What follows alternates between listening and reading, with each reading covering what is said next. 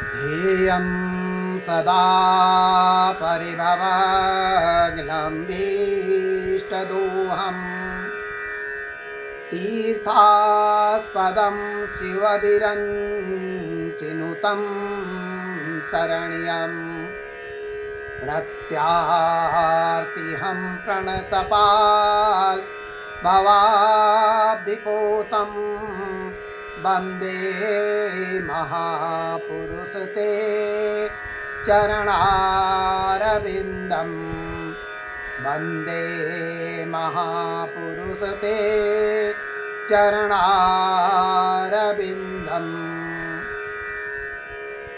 श्री सूत जी कहते हैं 7 ही दिनों में राजा परीक्षित ने सदगति को प्राप्त की थी, जो मैंने अपनी आंखों से देखा है। परीक्षित जी का उद्धार हुआ, फिर भी हम सबका उद्धार क्यों नहीं होता है? हमें संसार में राजा परीक्षित जैसा श्रोता होना चाहिए। एक लय, एक भाव, एक विचार कि यह जीव गर्भ में आया, जिसने मेरी रक्षा की, वह चतुर्भुज स्वरूप वाला पुरुष कौन है? क्योंकि हमारे गर्भ में भगवान ने ही रक्षा की है, मेरे प्रभु ने ही रक्षा की है, वह कहाँ है? ऐसा कहते कहते ईश्वर की खोज में निकलने वाला जीव वही परीक्षित कहलाता है। वही जीव परीक्षित है जो ये विचार करता है कि मेरे गर्भ में मेरी किसने रक्षा की। परीक्षित अर्थात भगवान के दर्शन के लिए जो आतुर हुआ है उसे परीक्षित कहते हैं। ऐसा जीव परीक्षित कहलाता है। परीक्षित जी की आतुरता का एक कारण था कि उन्हें मालूम हो गया कि 7 दिनों में अर्थात 7वें दिन ही मेरी मृत्यु होनी है। ये उनको ज्ञात हो गया और उनको ये ज्ञात हो गया कि आज से ठीक 7वें दिन तक्षक नाग जो है वो मुझे डस जाएगा। इस संसार में जितने भी जीव मात्र हैं, सबको तक्षक नाग डसने वाला है। तक्षक जो है काल का स्वरूप है, ऐसा भागवत जी के 11 स्कंद में कहा गया है। काल रूपी तक्षक किसी को नहीं छोड़ता। वह 7वें दिन हर एक प्राणी, हर एक शरीर को डस देता है, क्योंकि सप्ताह में कुल 7 ही दिन होते हैं। यदि आप रविवार से गिनेंगे तो शनिवार तक 7 ही दिन होते हैं। इन 7 बारों में कोई न कोई एक बार ऐसा है जिस दिन निश्चित है कि तक्षक जो है हमें डस देगा। तो फिर परीक्षित जी की तरह हम सांसारिक सभी मनुष्यों को काल को नहीं भूलना चाहिए कि काल आने वाला है, हमें डसने वाला है। कोई भी जीव क्यों न हो, उसे काल का भय तो लगा ही रहता है। मृत्यु का भय केवल मनुष्य को है ऐसा नहीं, ब्रह्मा जी को भी काल का भय रहता है। श्री भागवत जी मनुष्य को निर्भय बनाती है। भागवत जी की कथा, भागवत जी का स्मरण, भागवत जी का श्रवण मनुष्य को निर्भय बना देता है। भागवत जी में लिखा है कि ध्रुव जी मृत्यु के सिर में पैर रख करके स्वर्ग लोक को पधारे हैं।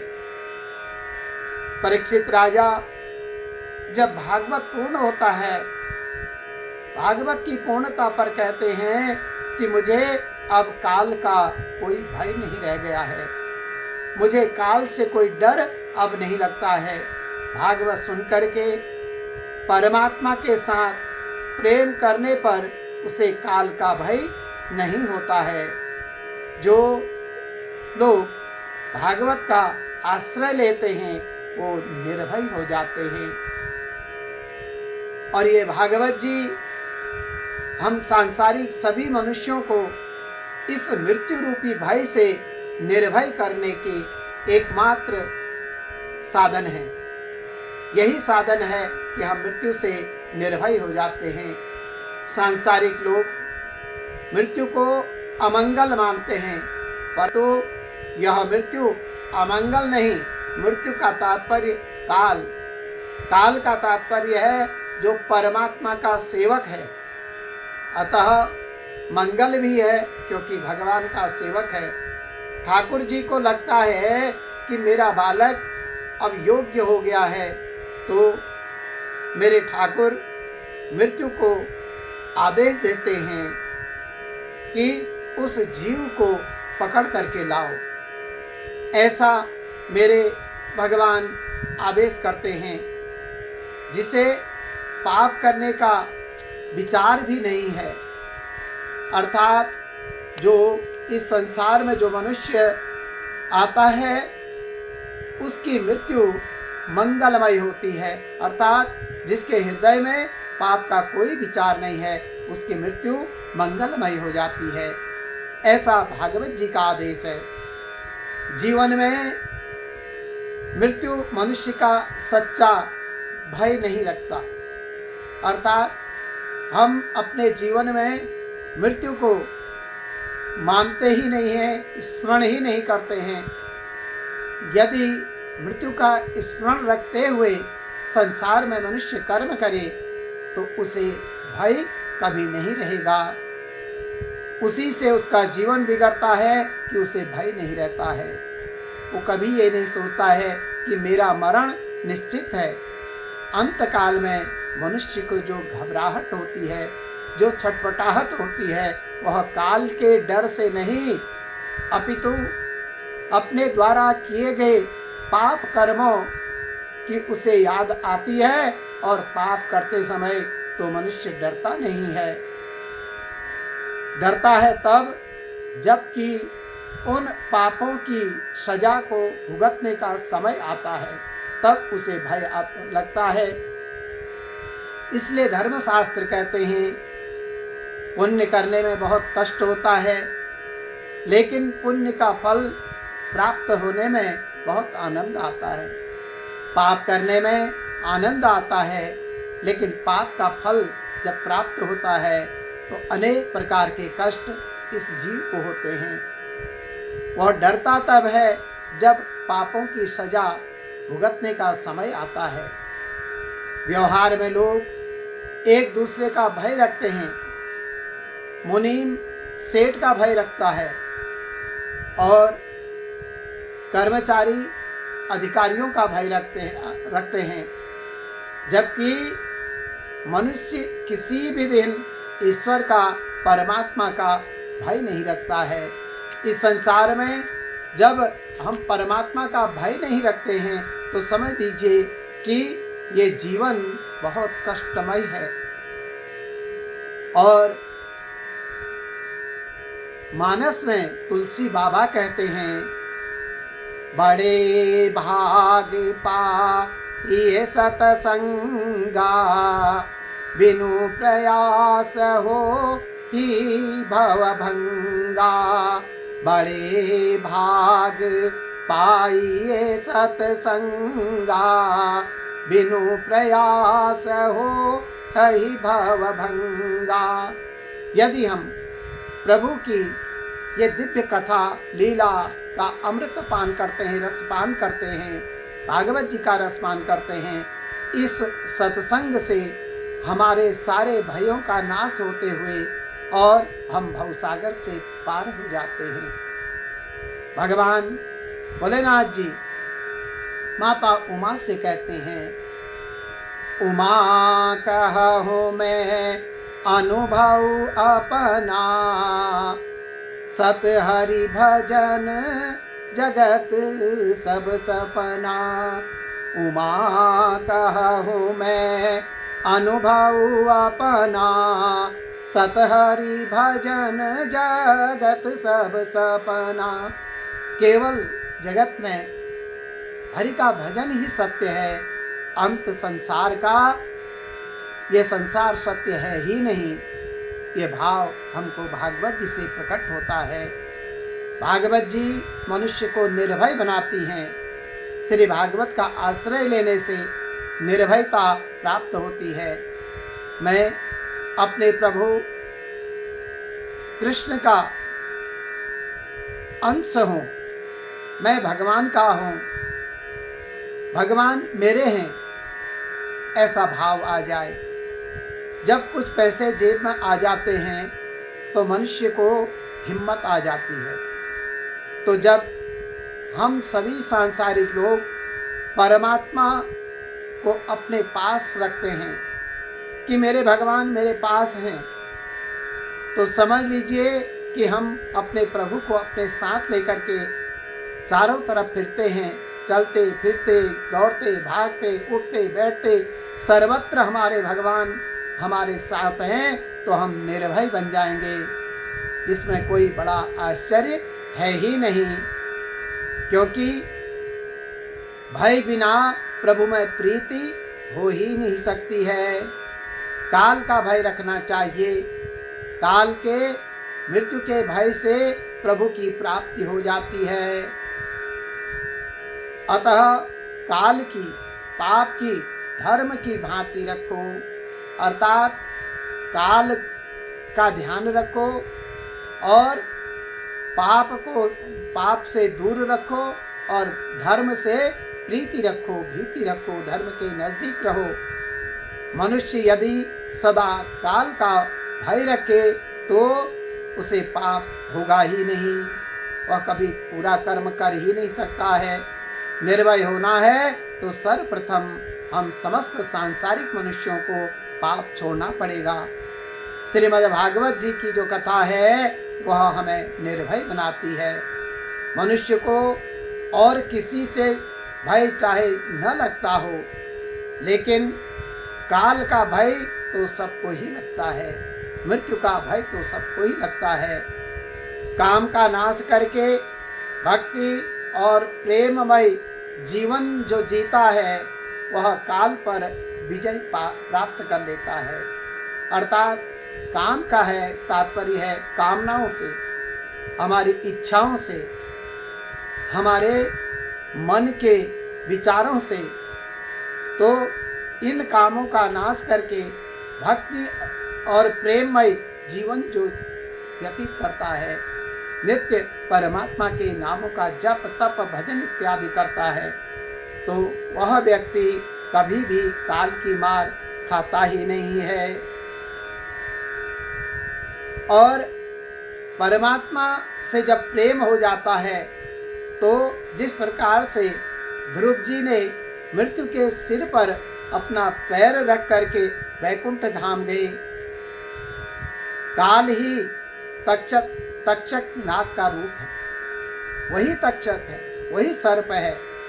तो जिस प्रकार से ध्रुव जी वैकुंठ धाम गए, इसी प्रकार से संसार में भक्ति के माध्यम से, भक्ति के मार्ग से प्रत्येक व्यक्ति, प्रत्येक मनुष्य ध्रुव जी की भांति वैकुंठ लोक जा सकता है।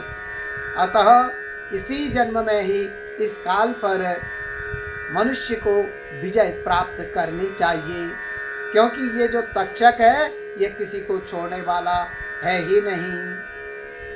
जब जन्म होता है उसी समय सांसारिक जो भी जीव यहाँ जन्म लेते हैं उसका मृत्यु का कारण भी निश्चित हो जाता है कि इसकी मृत्यु कैसे होगी। पाप करने में मनुष्य जितना सावधान या जितना होशियार रहता है उतना पुण्य करने में वह रहता ही नहीं है। पाप बुरा कर्म जब भी करता है मनुष्य तो बहुत ही चारों तरफ से सावधान रहता है कि ऐसा करूँगा वैसा करूँगा, दुनिया भर का हम लोग योजनाओं को बना करके तब पाप कर्म करते हैं, जबकि पुण्य करने के लिए मनुष्य कभी भी बड़ी योजना बना ही नहीं पाता है। तो इसलिए पाप प्रकट हो गया तो मैं जगत में अप्रतिष्ठित हो जाऊंगा, इस भाव से वो योजना बड़ी बनाता है।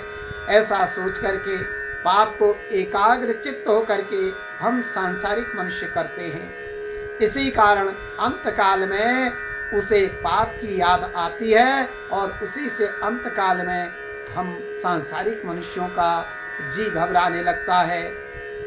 उसे अपने किए हुए पाप प्रत्यक्ष दिखते हैं और वह समझता है कि मैंने मरने की कोई तैयारी की ही नहीं है, मेरा अब क्या होगा। मनुष्य और तो सभी कामों की तैयारी करता है, परंतु मरने की तैयारी कभी नहीं करता। यही मनुष्य के दुख का कारण है। जिस प्रकार से हम सांसारिक मनुष्य विवाह की तैयारी करते हैं और उसी प्रकार से अनेक प्रकार की खुशियों को मनाते हैं, तो ऐसे ही हम समस्त सांसारिक मनुष्यों को धीरे धीरे अपने अंतकाल की भी तैयारी करती रहनी चाहिए। मौत के लिए सदा मनुष्य को सावधान रहना चाहिए। मृत्यु अर्थात परमात्मा को बीते हुए जीवन का हिसाब किताब देने का पवित्र दिन जो है उसे मृत्यु कहते हैं। श्री भगवान पूछेंगे, मैंने तुम्हें आंखें दी थी, तुमने उनसे क्या किया? मैंने तुम्हें कान दिए थे, तुमने उनसे क्या उपयोग किया?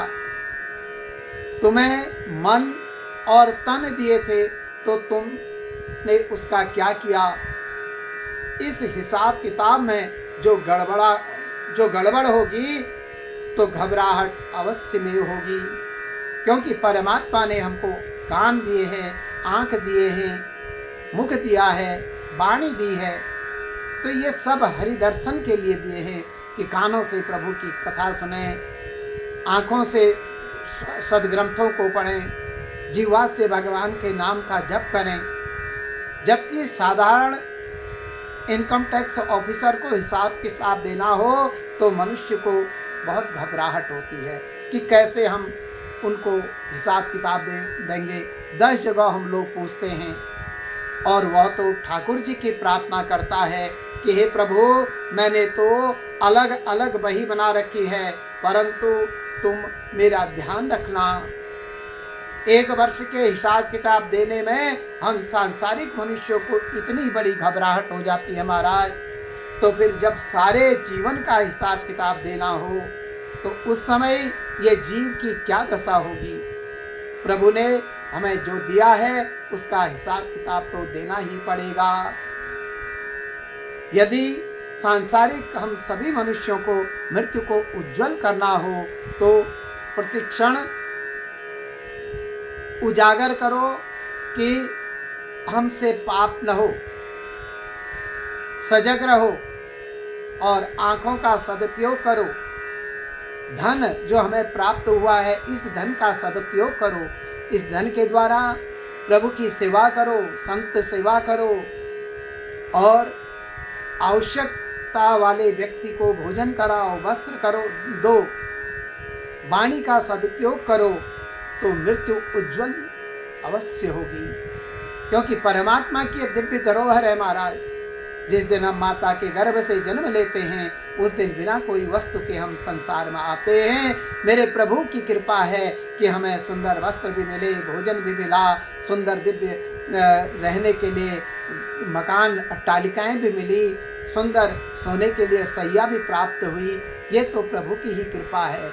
उनकी कृपा से हम सब मनुष्यों को ये समस्त वस्तुएं प्राप्त होती हैं। तो इसलिए ये ईश्वर प्रदत्त वस्तुओं का कह रहे हैं कि सदुपयोग करो, इससे मृत्यु उज्जवल हो जाएगी।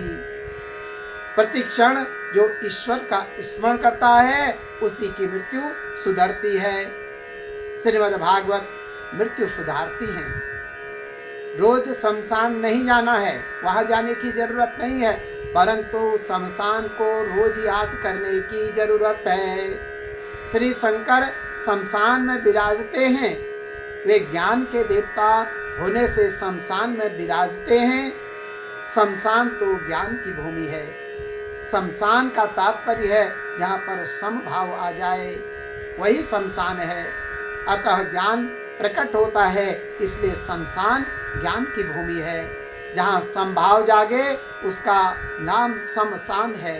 समभाव का अर्थ है असंभाव का अभाव और संभाव ही ईश्वर का भाव है। सर्वत्र जहाँ ईश्वर दिखाई दे, सब में ईश्वर दिखाई दे, वही संभाव होता है, वही शमशान होता है। मनुष्य सब में संभाव रख करके व्यवहार करे तो उसका मरण जो है वह सुधर जाता है। सर्व में समभाव, ईश्वर भाव जागे तो जीव दीन बने, अर्थात दैन्य भाव आए, दया आए, करुणा आए। परमात्मा को प्रसन्न करने का साधन ही दैन्य भाव है, दीन भाव है। जो मनुष्य को अमर होना है, श्रीमद् भागवत की कथा अमर कथा है। यही कथा ये मनुष्य को अमर बना देती है, अर्थात उसे मृत्यु का भय रहता ही नहीं है। अमर कथा का जो आश्रय लेता है वह अमर हो जाता है। राजा परीक्षित और सुखदेव महाराज अमर हैं। भागवत जी की कथा हम सभी सांसारिक मनुष्यों को अमर बना देती है और भक्ति रस का दान करती है। भक्ति से ही मीराबाई द्वारिकाधीश में और गौरांग प्रभु जगदीश में सदेह समा गए और अमर हो गए। श्री भागवत जी की कथा सुनने से तो अनायास ही समाधि लग जाती है। योग और तप के बिना ही श्री भगवान से मिलने का कोई यदि साधन है तो वो साधन श्री भागवत जी है, एकमात्र साधन। भागवत के भगवान इतने सरल हैं कि वे सब के साथ बोलने को तैयार हैं, जबकि वे तो किसी अधिकारी के साथ ही बोलते हैं। भागवत शास्त्र मनुष्य को निसंदेह अर्थात समस्त संदेहों को समाप्त कर देता है।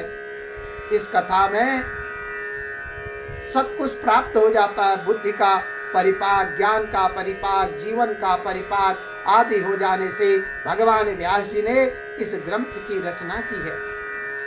भगवान के नाम का जप करते हुए प्रेम से इस कथा का श्रवण करें तो निसंदेह